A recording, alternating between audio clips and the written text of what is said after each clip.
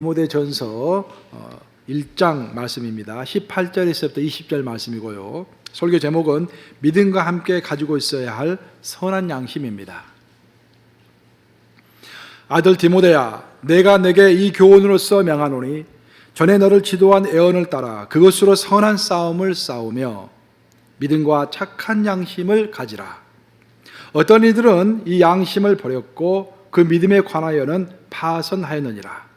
20절 함께 있습니다. 시작. 그 가운데 후메네오와 알렉산더가 있더니 내가 사탄에게 내준 것은 그들로 훈계를 받아 신성을 모독하지 못하게 하려 함이라. 살아계신 하나님의 말씀입니다. 우리가 사도행전을 읽어보면은 사도 바울이 벨렉스 총독 앞에서 심판을 받는 내용이 나옵니다. 그때 사도 바울에게 변론의 기회가 주어졌는데 사도 바울은 자신의 인생 전체를 조망하면서 이렇게 결론을 맺습니다. 내가 그것으로 말미암아 하나님과 사람 앞에서 항상 양심에 꺼리낌이 없기를 힘썼나이다 라고 자기의 인생을 결론 맺습니다. 내가 이것으로 말미암아라는 말은 사도행전 24장 16절 말씀이니까 이 사도행전 24장 15절 말씀을 보시면은 거기에 앞으로 죽은 자, 선한 자와 악한 자의 심판이 있을지언데 부활이 있을지언데 그로 말미암아 그것을 내가 생각하면서 내가 하나님과 사람에 대하여 항상 가끔씩이 아니라 항상 양심에 꺼리낌이 없기를 힘썼습니다 라고 자신의 인생을 변론하는 그런 장면이 나옵니다. 우리가 신앙생활을 할 때 신앙과 양심은 밀접한 관계가 있습니다. 어떤 관계가 있는 것인가, 그 이야기를 오늘 설교를 통해서 여러분들에게 전하고자 하는 것입니다. 지금부터 약 4년 전이 2014년도 3월 달에 워싱턴주 리치몬드에서 한 30여 년간 꽃집을 운영했던 베를레 스투츠만이라는 여인이 단골 손님을 맞이하게 됩니다. 그 단골 손님은 동성연애자였는데 이제 결혼식을 앞두고서 자기 결혼식장에 와서 꽃장식을 해달라고 베르넬에게 요청을 합니다. 베르넬은 사실 기뻤습니다. 왜냐하면 그 고객이 오랫동안 고객이었고 또 친한 친구였기 때문에 그 친구를 위해서 꽃장식을 해준다는 게 기쁜 일이잖아요. 그래서 기쁜 마음을 가지고 꽃장식을 해주려고 했는데 왠지 마음이 편치 않았다고 합니다. 왜 그럴까? 그래서 한 며칠 생각한 다음에 남편하고 상의를 한 다음에 그 고객을 불렀습니다. 고객을 만났습니다. 고객을 만나서 그렇게 이야기를 했다고 합니다. 손을 잡고서 참 결혼을 축하합니다. 그 결혼식을 위해서 내가 꽃을 장식해 주고 싶은데 내 마음이 편치를 않습니다. 이것은 나와 예수님과의 관계 때문입니다 라고 이야기하면서 완곡하게 꽃장식을 해줄 수가 없다고 거절을 했습니다. 그리고 이제 좋게 끝났어요. 근데 그 좋게 끝난 것이 그걸로 끝난 것이 아니라 엄청난 파장으로 자기에게 돌아왔는데 얼마 있지 않아서 워싱턴주 검찰은 베르넬을 고객을 차별했다는 이유로 고발했습니다. 그리고 그 판결 결과가 제1심에서 벌금형으로 유죄 판결이 난 것입니다. 이 사건은 곧바로 미국 전체에 큰 파장을 일으켰고 특별히 보수 기독인들의 관심을 많이 끌었습니다. 그래서 그것이 작은 계기가 되어서 사실은 트럼프 대통령이 보수 기독인들에게 많은 표를 받을 수 있는 어떤 하나의 작은 계기가 되었습니다. 베르넬은 사건이 진행되면서 자신의 입장을 워싱턴 포스트지에 기고를 했습니다. 그 기고문을 읽어보면은 베르넬이 자기가 왜 이런 결정을 했는지 쭉 적고 나서 제일 마지막에 그런 말을 하고 있습니다. 주정부가 나를 죽이든 살리든 저를 어떻게 내 믿음을 바꿀 수는 없습니다. 저는 저에게 있어서는 깨끗한 양심이 돈을 버는 것보다 제 사업보다도 훨씬 더 중요합니다. 그렇게 하고 나서 그 마지막 자기의 기고문을 마쳤습니다. 베르넬은 여기서 믿음이라는 말과 아울러서 양심이라는 말을 사용했습니다. 즉 양심에 꺼리낌이 없는 믿음의 실천을 위해서는 불이익도 감수하겠다는 그런 표시인 것입니다. 사랑하는 여러분, 이처럼 믿음의 실천은 우리의 양심에 꺼리낌이 없이 할 줄로 믿습니다. 사실 우리가 이 세상을 살아가면서 믿음을 가지고 살아갑니다. 그런데 여러분, 믿음은 우리가 말씀을 들음으로 성경을 읽음으로 배울 수 있는 것이지만 믿음은 배우라고 있는 것이 아니라 믿음은 실천하라고 우리에게 주신 것입니다. 그래서 믿음보다 훨씬 더 중요한 것은 믿음의 실천입니다. 믿음을 실천하는 것을 보면은 이 사람이 제대로 된 믿음을 알고 있는지 모르고 있는지 자연스럽게 분별이 되는 것입니다. 하지만 어떤 사람이 자기의 믿음을 고백한다고 할지라도 그 사람이 믿음을 실천하기 전까지는 이 사람이 제대로 믿음을 가지고 있는지를 우리가 알 수 없는 것입니다. 그래서 예수님은 우리의 믿음의 열매를 보라고 하셨지 믿음의 고백을 보라고 하지 않으셨습니다. 우리가 이 세상을 살아가면서 우리의 믿음을 적용하려고 할 때 반드시 통과해야 할, 마치 수돗물이 정수기의 필터를 통과해야만이 그 물을 마실 수 있듯이 우리의 믿음의 실천은 반드시 우리 안에 있는 양심을 통과해야 하는 것입니다. 성경은 수천 년 전에 쓰여진 책입니다. 그 수천 년 전에 쓰여진 그 성경의 원리가 오늘 2018년도 오늘의 현장에서 이 시츄에이션, 상황 가운데서 적용을 할 때 우리 그것을 원리를 상황 가운데서 적용을 해야 하는데 아주 많은 경우에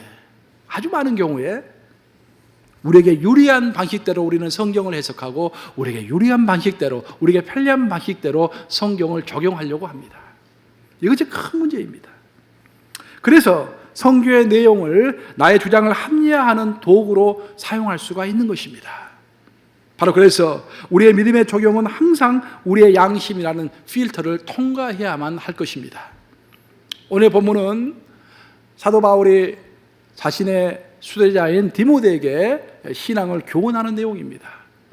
사도 바울이 많은 제자들이 있었지만 그 중에 가장 사랑하는 제자가 디모데였습니다. 그래서 그 디모데에게 큰 교회, 에베소 교회를 맡기고 있었습니다. 디모데는 아주 어린 사람이었죠. 나이가 어린 사람인데 큰 교회를 담임하고 있었기 때문에 두려움이 많았습니다. 그래서 그에게 사도 바울이 편지를 써서 너가 목회를 할 때는 이러이러한 걸로 해야 한다라고 권유한 책이 바로 디모데 전서 또 디모데 후서인 것입니다. 그 디모데 전서에서 사도 바울은 1장 내용이 이제 아무래도 1장 내용이 가장 중요한 내용들을 개괄적으로 설명하고 있는 부분이겠죠. 그 1장 19절이 오늘 본문인데 1장 19절에서 이런 말로 시작을 합니다. 한번 같이 읽어보겠습니다. 디모데전서 1장 19절 시작. 믿음과 착한 양심을 가지라. 어떤 이들은 이 양심을 버렸고 그 믿음의 가나에는 파선하였느니라. 사도 바울은 디모데에게 믿음을 가져라라고 이야기하지 않았어요. 믿음과 뭘? 착한 양심을 가지라. 사도 바울은 디모데 전서에서만 무려 3번이나 믿음과 착한 양심을 동시에 사용하고 있습니다. 즉 믿음과 착한 양심은 아주 밀접한 관계를 가지고 있다는 것입니다. 믿음과 착한 양심을 가져야 하는데 어떤 사람은 믿음은 있는데 구원은 받았는데 그 양심을 버린 사람이 있다라는, 그 양심을 버렸고라고 했습니다. 양심을 버렸다라는 것이 영어로 표기해 놓은 것을 보면 reject나 reject. 양심이 나에게 어떤 말을 거는데 이거 그렇게 하면 안 돼 라고 말을 거는데 나는 그 양심의 말을 받아들이지 않고 accept하지 않고 reject했다, 버렸다라는 거예요. 그 양심을 한 번 버리고 두 번 버리고 자꾸 버리다 보니까 그가 기존에 가지고 있었던 그 믿음 자체가 파산해 버렸다라는 것입니다. 얼마나 심각한 일입니까, 여러분? 그렇죠? 나는 믿음을 가지고 있다고 생각하는데, 나는 구원을 얻었다고 생각하는데 양심으로부터 들려오는 소리를 한 번 거절하고 두 번 거절하고 계속 양심을 버렸더니 결국 믿음이 파산했다라는 그런 이야기입니다. 그래서 그에 대한 대표적인 케이스로서 후메네오와 알렉산더를 언급하고 있습니다. 그 다음 절 20절을 한번 같이 읽어보겠습니다. 시작. 그 가운데 후메네오와 알렉산더가 있으니 내가 사탄에게 내준 것은 그들로 훈계를 받아 신성을 모독하지 못하게 하려 함이라. 후메네오와 알렉산더는 교회의 지도자였습니다. 성경을 가르치는 성경 교사였습니다. 이들은 스스로 교사가 되기를 갈망했습니다. 그래서 다친 의로운 사람들이었습니다. 그들은 기회를 얻어서 교회 지도자가 되어서 사람들에게 성경을 가르쳤습니다. 근데 성경을 가르칠 때 우리가 정말 조심해야 할 것은 뭐냐면은 성경이 나간 만큼만 우리도 따라서 나가고 성경이 멈추는 곳에서는 우리도 멈춰야 하는 것입니다. 하지만 후메네오와 알렉산더는 달랐습니다. 왜? 그들의 동기는 사람들에게 영향력을 미치고 싶어 하는 거였습니다. 사실 여러분들, 모든 사람은 정치적 동물입니다. 그럼 정치가 뭡니까? 정치는 파워이고 파워가 뭡니까? 영향력이다, 영향력. 모든 사람은 어떤 식으로든지 주변의 사람들에게 영향력을 미치고 싶어 하는 거예요. 하다못해 아비는 자식들에게도 영향력을 미치고 싶어 합니다. 제가 제일 영향력 미치고 싶어 하는 게 우리 딸들이 우리 딸들이 요즘에는 가족 카톡방을 만들어가지고 계속 카톡합니다. 하루에도 몇 번씩 전화해요. 그림을 그릴 때는 기도하면서 영감을 가지고 그림을 그려야 한다. 기도하면서 계속 카톡하는 거예요. 영향력을 미치고 싶으니까. 영향력인 거예요. 후민에도 마찬가지였어요. 교회 안에서 존경받고 싶었어요. 그럼 어떻게 하면 교회 안에서 존경받을 수 있을 것인가? 성경 교사로서 성경을 가르치고 싶었어요. 그러다 보니까 자꾸 자기가 높아지고 싶은 마음이 생기면서 성경이 멈추는 곳에서 멈춰야 하는데 멈추지 않고 억지로 성경을 해석하기 시작한 것입니다. 특별히 그는 부활에 관해서 잘못 가르치기 시작했어요. 그래서 그는 이단 사상을 가르치기 시작한 것입니다. 사도 바울은 후미네와 알렉산더의 가장 큰 문제는 그들이 양심의 소리를 듣지 않았다라는 것입니다. 양심의 소리를 듣지 않았다라는 거예요. 후미네는 이미 알고 있었어요. 자신이 뭔가 잘못 가르치고 있다는 것을 알고 있었습니다. 그 양심은 계속해서 이야기합니다. 위험하다, 멈춰라, 그러면 그렇게 하면 안 된다. 하지만 사람들을 적당히 속일 수가 있었습니다. 그래서 계속 속이면서 가지 말아야 할 길을 간 것입니다. 그렇게 하다 보니까 그들은 나중에 가서는 자신이 가르치고 있는 것들을 합리화하기 시작했습니다. 그리고 사도 바울에게도 대들기 시작한 것입니다. 그러니까 그들의 믿음은 더 이상 정상적으로 작동할 수 없었고 파산해 버렸습니다. 믿음이 파산해 버린 거야. 그래서 사도 바울은 그들을 할 수 없이 사탄에게 내어줄 수밖에 없었다고 설명하고 있습니다. 왜냐? 사도 바울의 말을 듣지 않으니까. 그래서 사도 바울은 그들을 사탄에게 내줌으로 인해서 그들이 고난 가운데서 있다가 자신의 인생을 돌아볼 기회가 있겠지, 그때는 다시 돌아올 수가 있겠지라는 그런 희망을 품고서 사도 바울은 할 수 없이 그들을 쫓아내보내면서 사탄에게 내주었던 것입니다. 사람 여러분, 만약 우리가 믿음만 강조하고 그 믿음의 실천이 정말로 정당한지, 정말 하나님의 뜻대로 믿음이 실천되고 있는지 그것을 살펴볼 수 있는 양심이 우리 가운데 없다고 한다면 우리는 하나님의 이름으로 아주 뻔뻔한 일들을 많이 할 수가 있습니다. 우리 기독교 2000년 역사에서 전쟁이 얼마나 많이 일어난지 아세요, 여러분들? 세계 역사를 공부해 보면은, 전쟁사를 공부해 보면은 종교 때문에 일어난 전쟁이 제일 많습니다, 여러분. 근데 전부 다 합리화예요. A하고 B하고 서로 싸우는데 서로가 A는 하나님 내 편이야, B도 하나님이 내 편이야. A가 다 나름대로 그 정당성이 있습니다. 성경적인 정당성이 있어요. B도 다 나름대로 자기의 경전의 정당성을 다 가지고 있습니다. 누가 옳은 것입니까, 여러분? 그것은 하나님께서 양심의 소리를 통해서, 양심을 통해서 들려주는 소리를 듣지 아니하면 해결될 수 없는 문제입니다. 믿음은 있으나 양심이 살아있지 않은 그런 사람들의 대표적인 케이스가 바리새인들입니다. 우리는 바리새인들을 많이 깔보지만 바리새인들이 얼마나 큰 믿음을 가지고 있었는지 여러분들 아세요? 여러분, 내가 설명하지 않아도 많이 들었을 것입니다. 이미 바리새인들은 철저하게 주일을 성수했고 하루에 5번 기도했습니다. 여러분, 11조를 말할 것도 없고 각종 헌금을 열심히 했습니다. 아주 초특급 인류 신자예요. 우리 교회 그런 성도가 20%만 있다고 하더라도 10%는 있는데 우리 교회 완전히 달라질 거예요. 바리새인 같은 그런 성도들만 있다고 한다면. 그런데 바리새인들의 가장 큰 문제는 양심의 소리를 듣지 않았다라는 것입니다. 오직 율법을 가지고 자기의 뜻대로 율법을 합리화하는 데는 아주 선수였지만 하나님께서 말씀하시는 양심의 소리를 듣지 아니하는 사람들, 그래서 믿음은 강했지만 깨끗한 양심이 없었던 사람들의 대표적인 케이스가 바리새인입니다. 그리고 예수님이 가장 싫어했던 사람이 누굽니까? 바리새인.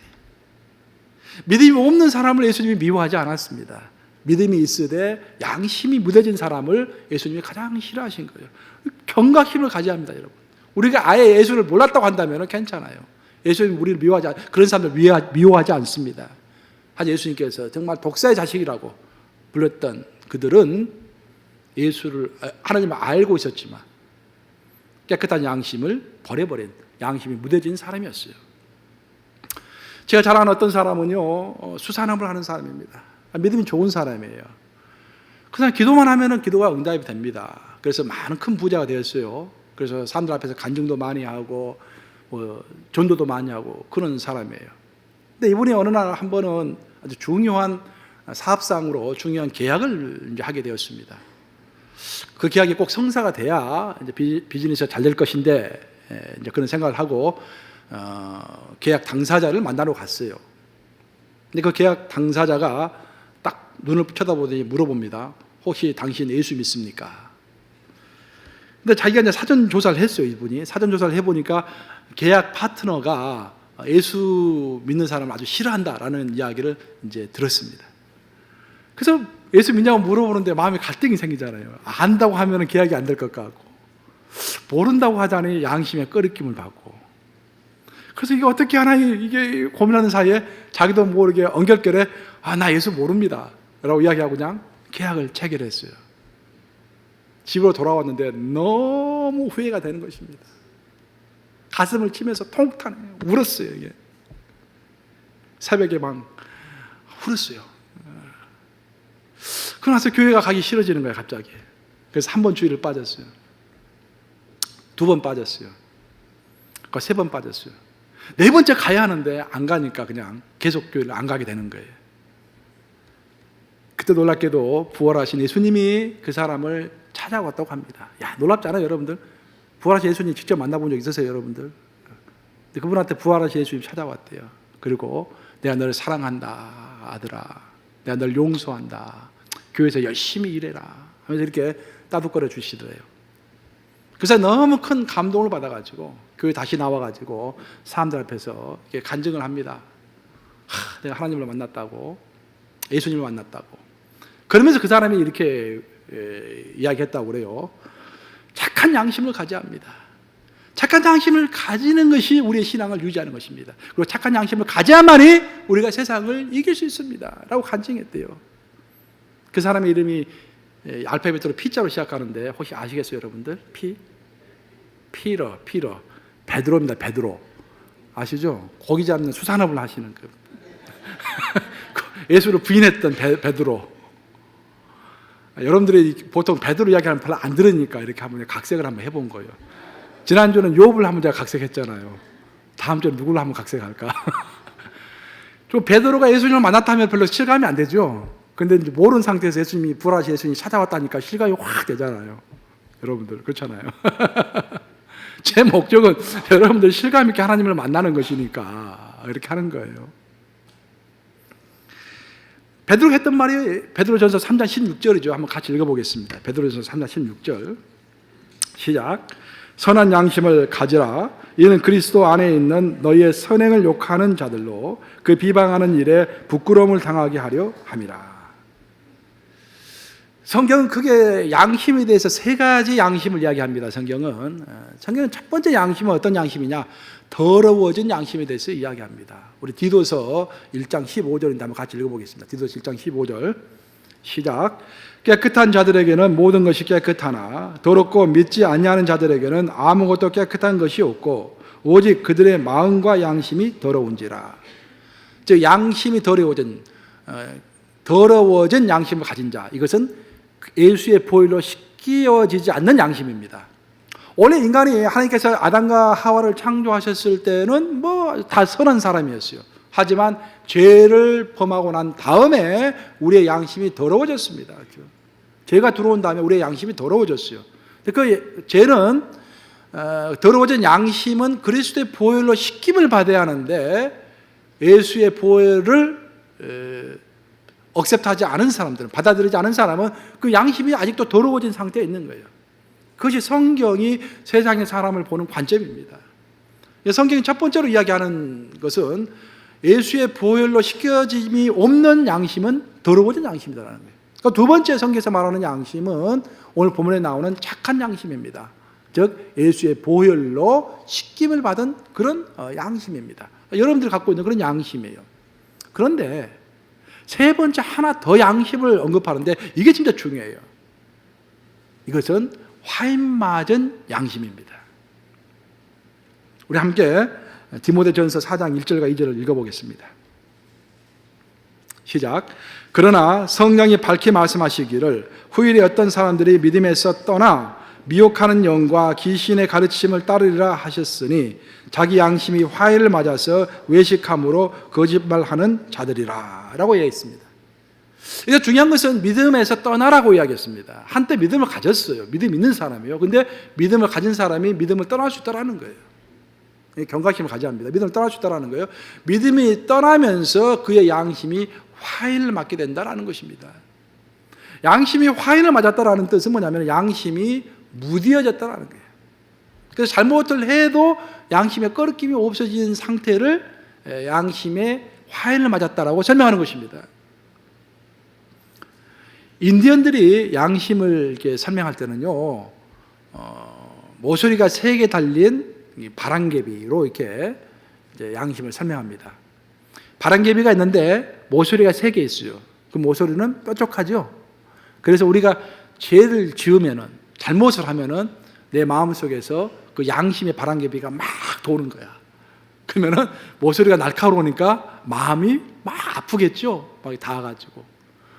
근데 아프다가 매일 거짓말을 하고 매일 죄를 지으면은 매일 그 바람개비가 돌다 보면은 그 모서리가 다 마모되는 거야, 마모돼.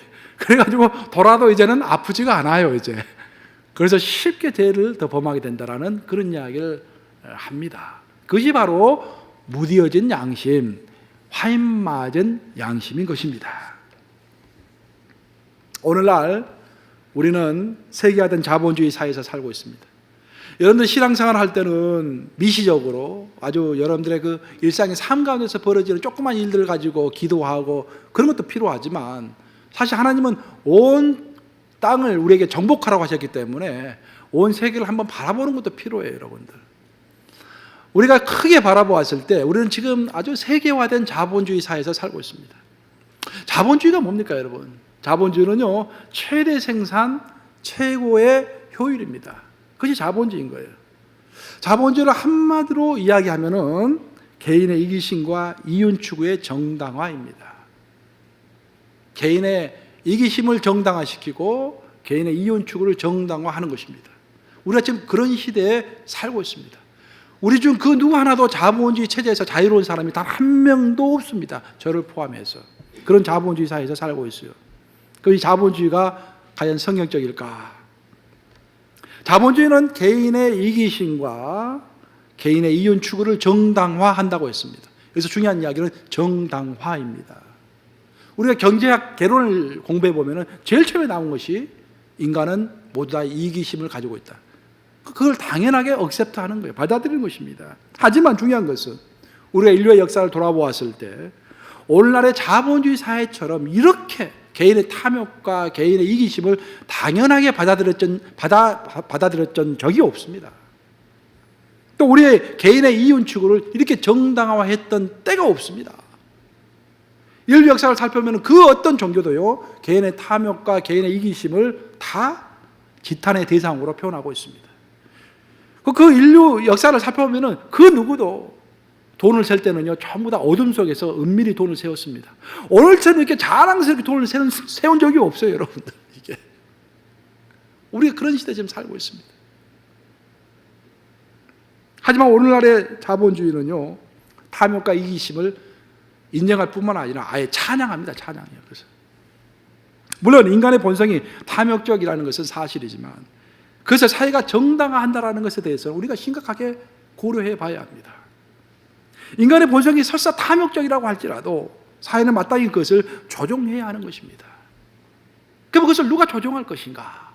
인간의 이기심과 탐욕을 누가 조종할 것인가? 그 역할이 바로 교회가 해야 할 역할인 것입니다. 그래서 정치 사회적인 관점에서 보더라도 교회는 꼭 필요한 존재예요. 하지만 만약 교회가 이기심과 탐욕을 양심의 소리를 통해서 절제하지 않고 우리도 똑같이 세상처럼 자본주의 사회의 틈바구니 속에서 살아간다고 한다면 교회는 낭비입니다. 낭비. 있을 필요가 없어요. 정치 사회적으로 봤을 때. 교회가 교회다운 것은 양심의 소리를 들으면서 우리의 탐욕과 우리의 이기심을 절제할 때 교회가 교회다워지는 것입니다. 교회와 기독인은요, 그래서 특별히 스스로를 합리화하는 것을 경계해야 합니다. 신앙에 있어서 최고의 적 중에 하나가 자기를 합리화하는 거예요. 자기를 합리화할 때 양심의 소리를 들을 수가 없습니다. 양심이 무뎌지는 것을 경계해야 합니다.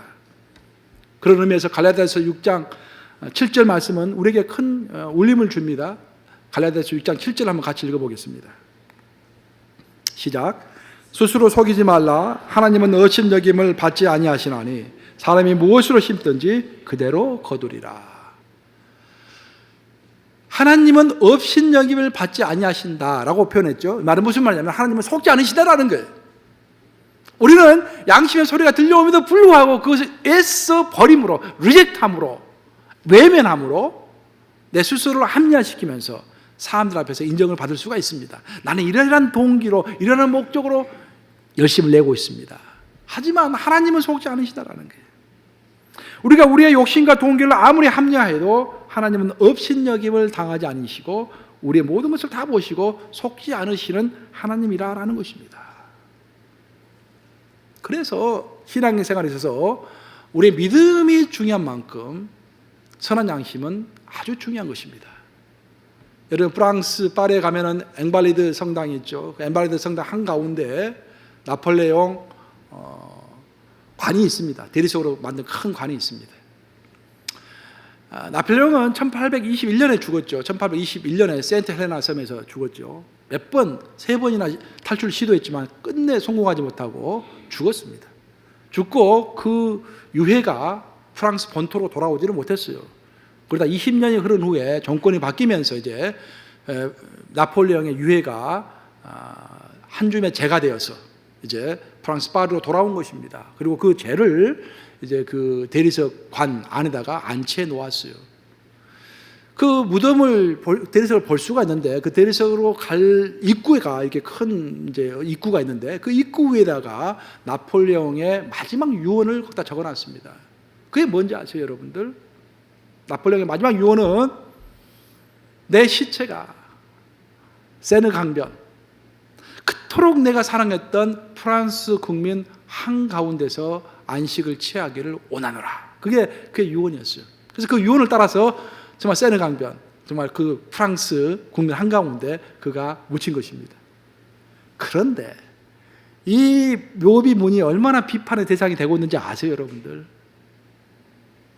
우리가 역사를 파헤쳐 보면은요, 나폴레옹은 야망으로 똘똘 뭉친 사람입니다. 그 야망을 성취하기 위해서 프랑스의 젊은 혈기왕성한 청년들을 수없이 끌어다가 전쟁터에서 죽게 했고, 더 심하게는 그 많은 군사들을 모스크바 그 추운 곳까지 끌고 가서 다 죽게 만들었습니다. 동상에 걸려서 죽고 총에 맞아 죽고 다 죽게 만들었어요.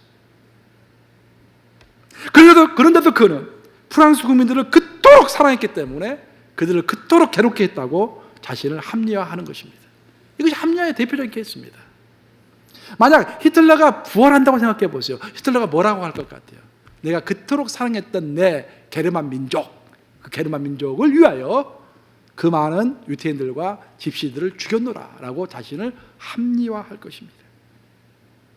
이처럼 착한 양심을 통과하지 않는 자기 합리화는 정말로 무서운 것입니다. 인식되세요, 여러분들? 우리의 정말로 어떤 사람들은 신념을 가지고 산다고. 많은 사람들이 그래요. 굉장히 독립적인 사람들이 하는 소리가 있어요. 나는 신념이 있다, 나는 믿음이 있다고 그래요. 믿음 없고 신념 없는 사람이 누가 있습니까, 여러분? 애들에게도 물어보죠. 우리 딸들도 어릴 때 보면 다 신념이 있어. 아빠 말 잘 안 들어. 신념이 있기 때문에. 신념 없는 사람 아무도 없어요, 여러분들. 신념이 있다 해가지고 그거 드러내는 사람은 미숙한 사람이에요, 미숙한. 공동체 생활을 못하는 사람입니다. 우리는 하나님의 공동체 생활을 하는 사람들이죠. 예배 공동체, 군사 공동체 아닙니까, 우리가. 착한 양심을 통과하지 않는 자기 신념, 착한 양심을 통과하지 않는 자기 믿음, 착한 양심을 통과하지 않는 자기 합리화는 정말로 무서운 것입니다. 이 세상과 교회에 태풍을 불어옵니다. 몰고 옵니다. 그래서 우리는 우리의 주장과 판단이 혹시라도 내 자신의 합리화의 바탕 위에 서 있지 않는가, 내 안에 있는 착한 양심을 가지고 면밀히 검토해 봐야 하는 것입니다. 이제 말씀 마무리합니다. 집에서 TV를 볼 때요, 좀 곤란한 일들이 생깁니다. 아빠는 풋볼을 보고 싶어 하는데 엄마는 드라마를 보고 싶어요. 근데 아이돌이 나오는 음악 프로그램을 보고 싶어 합니다. 그렇게 곤란한 일이 생겨요. 그래서 최종 결정자는 누가 최종 결정을 합니까? 리모컨을 쥐고 있는 사람이 최종 결정을 하는 거예요. 리모컨. 우리 신앙도 마찬가지입니다. 양심은 하나님께서 사용하시는 리모컨입니다. 우리가 리모컨을 사용해서 기계를 움직이듯이 우리 하나님은요, 우리의 양심을 통해서 우리를 움직이시는 거예요. 특별히 신약의 시대는 더 그렇습니다. 성령께서 우리의 양심을 통해서 말씀하시는 겁니다. 우리는 그 리모컨을 마땅히 하나님께 드려야 합니다. 근데 오늘날 많은 사람들은 믿음이 있다고 하면서도 그 리모컨을 스스로가 쥐고 있습니다. 그래서 하나님께서는 그 리모컨을 통해서, 양심이라는 리모컨을 통해서 우리를 움직일 수가 없는 거예요. 성경은 창세기부터 요한계시록까지 계속해서 지속적으로 반복해서 양심의 리모컨은 하나님이 쥐고 있어야 한다고 거듭 우리에게 경고하십니다. 그리고 그 리모컨을 하나님께 드렸을 때 우리가 안전할 뿐만 아니라 복의 통로가 된다고 하나님은 말씀하시는 것입니다. 사실 노아 때에도 여러분들 보면은요, 믿음이 없는 사람이 아무도 없었겠습니까? 노아 때에도 믿음 있는 사람 분명히 있었을 것입니다. 하지만 문제는 뭐냐면은 노아의 홍수가 있었을 때 구원받는 믿음, 성경에 그렇게 나와 있죠. 구원받는 믿음을 가진 사람은 노아의 믿음밖에 없었다라고 되어 있습니다. 즉 믿음은 다른 사람도 있었다라는 거예요. 하지만 구원받는 믿음이 아니었다라는 그런 소리입니다. 왜 그랬을까? 왜 많은 사람들이 구원을 가지고 그 믿음을 가지고 있었음에도 불구하고 그들의 믿음은 구원받는 믿음이 아니었을까? 그 이유는 많은 사람들이 하나님을 믿기는 했지만 양심의 리모컨을 자신이 가지고 있었기 때문입니다. 리모컨이 그들 손에 있었기 때문에 하나님은 그들의 양심을 움직일 수가 없었습니다. 발람 선지자는 어떻습니까? 저는 발람 선지자를 보면서 많은 교훈을 얻습니다. 발람 선지자는 하나님의 종이었잖아요. 하나님 특별히 세우신 선지자였습니다. 하지만 발람 선지자는 믿음도 있었고 능력도 있었고 다 좋았지만 한 가지가 안 좋았어요. 그것은 양심이 무뎌져서 하나님의 음성을 제대로 들을 수가 없었습니다. 그래서 축복하지 말아야 할 사람을 축복하려고 했던 것입니다. 그는 하나님의 종이었기 때문에 축복의 능력이 있었어요. 그래서 아무나도 축복하면 안 되는데 축복하지 말아야 할 사람을 축복하려고 했던 것입니다. 그는 믿음에서 파선한 사람이 되어버렸습니다. 양심의 소리를 계속해서 듣지 못하기 때문에. 사랑하는 여러분, 착한 양심이 없는 믿음은 파선합니다. 잘 들어보세요. 착한 믿음이 없으면 믿음은 파선합니다. 한 번 구원, 영원한 구원 아닙니다, 여러분. 오늘 본문이 말하잖아요. 알렉산더와 후메네오가 믿음에서 파선했지 않습니까? 착한 양심이 없는 믿음은 파선하게 되어 있어요. 경각심을 가져합니다. 하지만 양심의 소리를 꾸준히 듣는 겸손한 믿음은요, 넘어졌다고 할지라도 회개하고 다시 일어서고 더 발전해 갈 수가 있을 줄로 믿습니다, 여러분. 한 번 예수님께서 성전에서 백성들을 가르쳤습니다. 그때 아침 이른 시간인데 서기관들과 바리새인들이 의기양양해가지고 간음 중에 잡힌 여인을 데려왔어요. 그리고 예수께 묻습니다. 이 여인은 어떻게 합니까? 그때 예수님께서 이렇게 답변하셨다고 합니다. 너희 중에서 죄 없는 자가 먼저 돌로 치라. 그 말씀을 듣고 나서 그렇게 의기양양했던 믿음이 아주 센 사람들, 서기관들, 바리새인들은 그 당시에 최고의 믿음의 소유자들 아닙니까? 그 최고의 믿음의 소유자들이 갑자기 손에서 돌을 놓고서, 성경에 그렇게 나와 있죠. 하나씩 나와 있죠. 하나씩 조용히 사라져 버렸습니다. 그리고 결국 예수님과 그 여인만이 남게 된 것입니다. 그럼 왜 그들이 하나씩 다 사라졌을까? 그 이유가 요한복음 8장 9절에 나와 있는 것입니다. 한번 같이 읽어보겠습니다. 요한복음 8장 9절 시작. 그들이 이 말씀을 듣고 양심의 가책을 느껴 어른으로 시작하여 젊은이까지 하나씩 나가고 오직 예수와 그 가운데 섰는 여자만 남았더라. 왜 그들이 떠났습니까? 양심의 가책을 느껴. 그나마 천만다행이에요. 양심의 가책을 느낀 만큼 그래도 양심이 살아있었던 거예요.